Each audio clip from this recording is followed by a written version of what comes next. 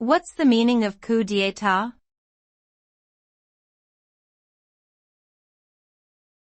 Coup d'état.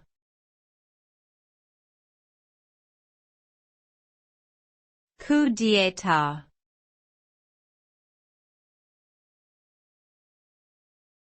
Coup d'état.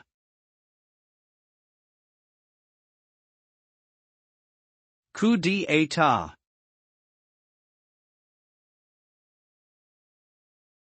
Coup d'état is a French term that refers to the sudden overthrow of a government by a small group of individuals, often carried out illegally or through violence. The result of a coup d'état can vary widely depending on the specific circumstances and the goals of the group carrying it out.